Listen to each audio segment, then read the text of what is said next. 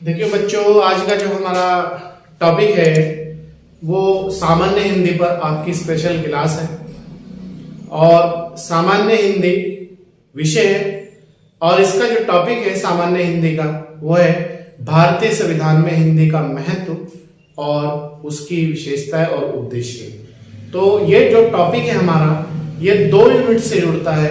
एक तो आपका भाषा से जुड़ता है, हिंदी सामान्य हिंदी से क्वेश्चन आते हैं इसमें, और एक ये संविधान से जुड़ता है। तो 2 विषयों से ये टॉपिक हमारा जुड़ा हुआ है। तो आइए देखते हैं जो हमारा टॉपिक है संविधान में जो हिंदी भाषा है। तो देखिए, आपको मैं बतला दूं कि संविधान के भाग 17 में हिंदी भाषा का उल्लेख किया गया है। भाग 17 में हिंदी भाषा का उल्लेख किया गया है और आर्टिकल 343 से लेकर 351 तक, 343 से लेकर 351 तक हिंदी भाषा का उल्लेख किया गया है। क्लियर है पॉइंट? दूसरा पॉइंट, हिंदी भारत की राजभाषा है, ना कि राष्ट्रीय भाषा। तो आप ये याद रखना, हिंदी भारत की राजभाषा है, ना कि राष्ट्रीय भाषा। इसके बाद जो है आप ये ध्यान रखना कि भारत के जो संविधान है उसके आर्टिकल 343 में ये कहा गया है कि भारत की राजभाषा हिंदी होगी और लिपि देवनागरी होगी। क्लियर है पॉइंट? दूसरा पॉइंट, संविधान की जो 8वीं अनुसूची है, संविधान की 8वीं अनुसूची है, उसमें 22 भाषाओं का उल्लेख किया गया है। जो राज्यों की कामकाज की जो भाषा है, जिनमें काम कर सकते हैं, वो उसमें 8वीं अनुसूची में 22 भाषाएं शामिल की गई है, जिसमें हिंदी भी शामिल है। क्लियर है पॉइंट? इसके बाद भारत में भाषा के आधार पर प्रथम बार जो राज्य का गठन हुआ था 1953 में, वो आंध्री भाषा बोलने वालों के आधार पर आंध्र प्रदेश राज्य का गठन किया गया था। उसके बाद कंटिन्यू राज्यों का सिलसिला जारी है। अलग अलग समय में अलग अलग राज्यों का गठन हुआ, वो हम अभी आपको बताएंगे। आपने देखा होगा अभी तेलुगु भाषा के आधार पर तेलंगाना राज्य का गठन किया गया है। तो इसी तरीके से अनेक राज्यों का भाषा के आधार पर उसके बाद गठन हुआ है। इससे पहले मैं आपको बतला दूं, 1955 में भारत के राष्ट्रपति ने बीजी खैर की अध्यक्षता में भाषा आयोग का गठन किया था, बीजी खैर की अध्यक्षता में। तो उन्हीं की रिपोर्ट के आधार पर 1956 में फजल अली की अध्यक्षता में राज्य पुनर्गठन आयोग की स्थापना की गई थी। राज्य पुनर्गठन आयोग में आपके 3 सदस्य थे। एक तो थे फजल अली। फजल अली को भाषा पुनर्गठन जो आयोग था उसका अध्यक्ष चुना गया था। और 2 अन्य सदस्य थे, एक थे आपके हृदयनाथ कुंजरू और एक थे आपके के.एम. पणिक्कर। तो ये भाषा पुनर्गठन आयोग के सदस्य और अध्यक्ष चुने गए थे। भारतीय संविधान में कहीं भी राष्ट्रीय भाषा का उल्लेख नहीं किया गया है। तो इसलिए आप याद रखना, हिंदी हमारी राजकीय भाषा है, ना कि राष्ट्रीय भाषा। क्लियर है पॉइंट? तो आप इस चीज को याद रखना, हिंदी हमारी राजकीय भाषा है, ना कि राष्ट्रीय भाषा। दूसरा पॉइंट ये ध्यान रखना आपको कि भारतीय संसद अगर कानून बना दे तो जो हाई कोर्ट और सुप्रीम कोर्ट के जो डिसीजन होते हैं, वो अभी आपने देखा होगा, वो एक हिंदी में ही इंग्लिश में रहते हैं।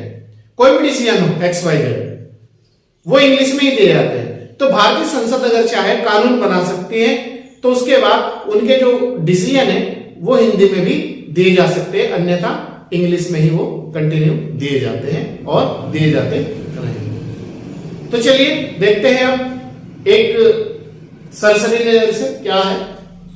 तो विषय है आज का हमारा सामान्य हिंदी और टॉपिक है भारतीय संविधान में हिंदी का उल्लेख और महत्व।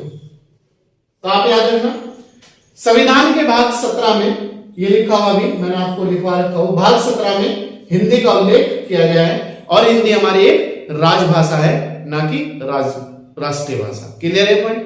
दूसरा, संविधान के आर्टिकल 343 से लेकर 351 तक, 343 से लेकर 351 तक हिंदी का उल्लेख किया गया है। 343 से 351। नेक्स्ट, संविधान की 8वीं अनुसूची में 22 भाषाओं का उल्लेख किया गया है, जिनमें हिंदी भी शामिल है। क्लियर? इसके बाद संविधान का जो आर्टिकल है 343, उसमें कहा गया है कि संघ मतलब भारत की राजभाषा हिंदी होगी और लिपि देवनागरी होगी। ये क्वेश्चन आता है एग्जाम में। संविधान के किस अनुच्छेद में कहा गया है कि भारत की राजभाषा हिंदी होगी और लिपि देवनागरी होगी? ठीक है। नेक्स्ट है अनुच्छेद 344 में राष्ट्रपति को राजभाषा मतलब हिंदी से संबंधित बातों पर सलाह के लिए एक आयोग के गठन की बात की गई है। अगर राष्ट्रपति को हिंदी भाषा पर किसी से सलाह लेनी है तो वो एक आयोग की स्थापना कर सकता है और उस आयोग के थ्रू वो सलाह ले सकता है। क्लियर? इसका उल्लेख आर्टिकल 344 में किया गया है। नेक्स्ट है अनुच्छेद 344 का प्रयोग करते हुए भारत के राष्ट्रपति राजेंद्र प्रसाद ने, भारत के जो पहले राष्ट्रपति थे डॉक्टर राजेंद्र प्रसाद ने, उन्होंने 344 का पहली बार प्रयोग करते हुए 1955 में बाल गंगाधर खैर, बीजी खैर का मतलब है बाल गंगाधर खैर की अध्यक्षता में पहली बार भाषा आयोग का गठन किया था। तो आप याद रखना, भाषा आयोग का गठन किसने किया था? 344 आर्टिकल के तहत भारत के पहले जो राष्ट्रपति थे राजेंद्र प्रसाद, उन्होंने किसके अध्यक्षता में? बाल गंगाधर खैर, बीजी खैर की अध्यक्षता में भाषा आयोग का गठन किया था। नेक्स्ट नोट में है मौखिक ध्वनियों को लिखकर प्रकट करने के लिए जिन चिन्हों का प्रयोग किया जाता है उसे लिपि कहते हैं। अगर क्वेश्चन आ जाए लिपि क्या है, तो जो जैसे मैं बोल रहा हूं ये मौखिक ध्वनियां हैं मेरे द्वारा, तो जैसे आप सब लोग क्लास में लिख रहे हो तो मेरे द्वारा जो मौखिक ध्वनियां आप तक पहुंचाई जा रही और मैं आपको बोल के बता रहा, आप लिख रहे हो, तो इन्हीं ध्वनियों को लिखकर प्रकट करने को ही लिपि कहा गया है। क्लियर है? अगर लिपि की परिभाषा पूछ लो आपसे। दूसरा पॉइंट है आपका नोट नंबर 2, हिंदी की लिपि कैसी लिपि है? अगर क्वेश्चन आ जाए कैसी लिपि है? देवनागरी लिपि है। वेरी गुड, ये लिखा हुआ हिंदी की जो लिपि है वो आपकी देवनागरी लिपि है। नेक्स्ट है बीजी खैर की रिपोर्ट के आधार पर 1956 में, ये जो राष्ट्रपति ने 1955 में बाल गंगाधर खैर की अध्यक्षता में आयोग का गठन किया था, तो इन्हीं की रिपोर्ट के आधार पर 1956 में राज्य पुनर्गठन आयोग का की स्थापना की गई थी और इस आयोग के जो अध्यक्ष बनाया गया था वो बनाया गया था आपका फजल अली को, और दो में इसमें सदस्य रखे गए थे हरदेनाथ कुंजरू और के.एम. पणिक्कर। तो आप याद रखना भाषा आयोग का गठन 1955 में हुआ था और राज्य पुनर्गठन आयोग का उसी रिपोर्ट के आधार पर 1956 में, 1956 आप मत भूलना, राज्य पुनर्गठन आयोग की स्थापना की गई थी और राज्य पुनर्गठन आयोग में 3 सदस्य की नियुक्ति की गई थी। एक था अध्यक्ष जो थे फजल अली और 2 में सदस्य थे उनके सहयोग के लिए हरदेनाथ कुंजरू और के.एम. पणिक्कर। इसके बाद नोट है भाषा के आधार पर पहली बार 1953 में आंध्र प्रदेश का गठन किया गया था। तो पहली बार भाषा के आधार पर गठित होने वाला भारत का पहला जो राज्य था वो था आपका आंध्र प्रदेश। इसके बाद आर्टिकल 345 क्या कहता है? अनुच्छेद 345 किसी भी राज्य के विधानमंडल को, विधानमंडल मतलब विधानसभा भी कह लो और विधानमंडल भी कह सकते हो आप, चाहे विधानसभा चाहे विधानमंडल, आंसर एक ही रहता है। यह अधिकार है कि भी राज्य में प्रयोग होने वाली, मतलब जो राज्य में उस राज्य में प्रयोग हो रही है भाषा, जैसे हमारे यहाँ उत्तराखंड में गढ़वाली कुमाऊनी प्रयोग होती है, तो उस राज्य में प्रयोग होने वाली किसी एक भाषा को स्वीकार कर सकता है। आर्टिकल 344 ये कहता है, 45 ये कहता है कि किसी भी राज्य में प्रयोग होने वाली उस राज्य को यह अधिकार है कि वो किसी भी एक भाषा को प्रयोग में ला सकता है। जैसे उत्तराखंड में पहले उत्तराखंड की जो राजभाषा है वो है हिंदी और दूसरी जो राजभाषा है वो है आपकी संस्कृत। क्लियर है पॉइंट? तो ये आर्टिकल 345 में कहा गया है। इसके बाद भारतीय संविधान में किसी भी भाषा को राष्ट्रभाषा के रूप में स्वीकार नहीं किया गया है। तो आप याद रखना, भारत की कोई भी राष्ट्रभाषा नहीं है, भारत की राष्ट्रीय भाषा कोई भी नहीं है, राजभाषा है जो है आपकी हिंदी। तो आप याद रखना, हिंदी को केवल राजभाषा का दर्जा प्राप्त है। आप याद रखना, जो हमारी हिंदी है उसे केवल राजभाषा का ही दर्जा प्राप्त है। इस प्रकार भारत की कोई भी राष्ट्रीय भाषा नहीं है। क्लियर है पॉइंट? तो हिंदी का जो हमारा एग्जाम था उसमें ये क्वेश्चन सब बनते हैं। बाकी इसके बाद ये देखते हैं हम लोग कि जो हमारी 8वीं अनुसूची में भाषा है वो कौन कौन सी भाषा है।